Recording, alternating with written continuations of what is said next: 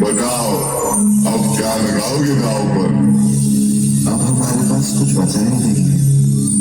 हम ये खेल यही समाप्त करते हैं। असंभव! एक अनमोल हीरा अभी भी तुम्हारे पास है, पांचाली द्रौपदी।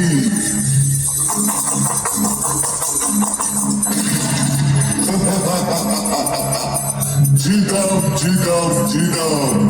जाओ दुशासन, द्रौपदी को घसीटते हुए सभा में ले आओ।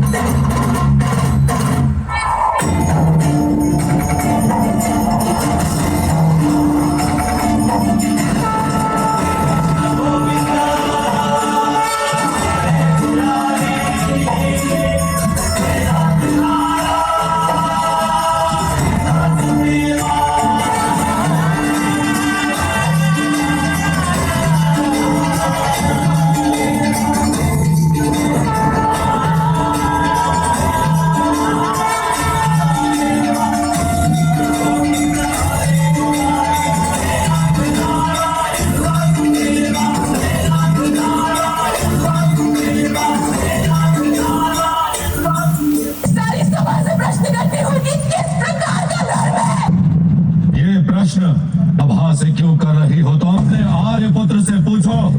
दास युधिष्ठिर उत्तर दो। उत्तर दीजिए आर्य।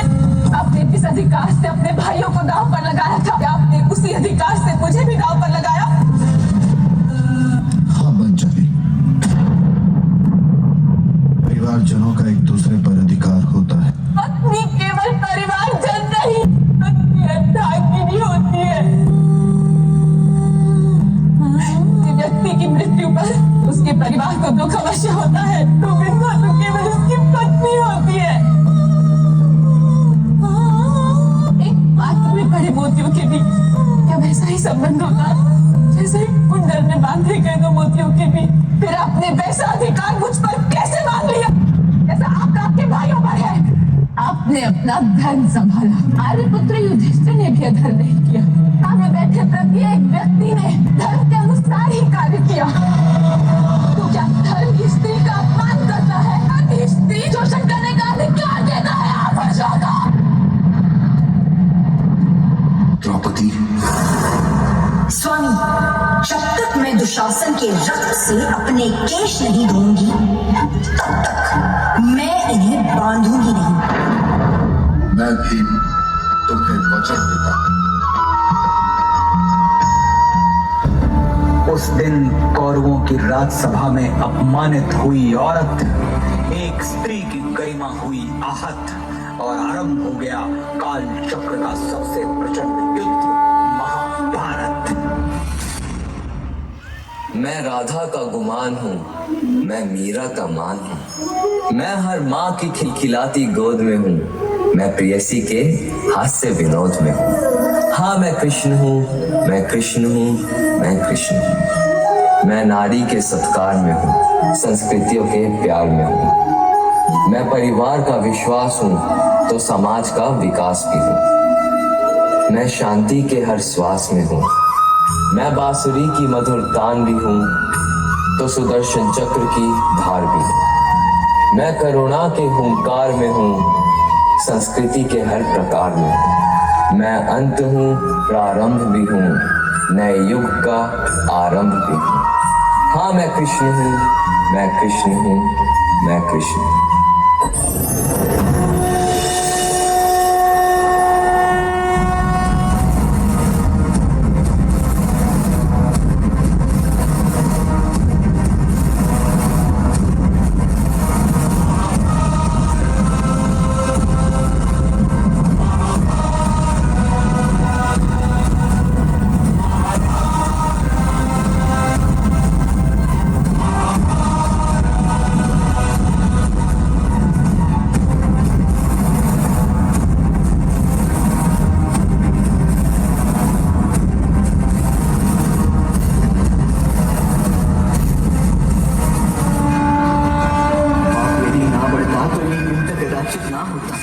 धर्मराज भी स्वयं कभी अपने संयम को ना खोता। एक नारी का मस्त हरण अब स्वयं तुम याद करो। छोड़ दो रिश्तों की डोर और अधर्मियों का नाश करो।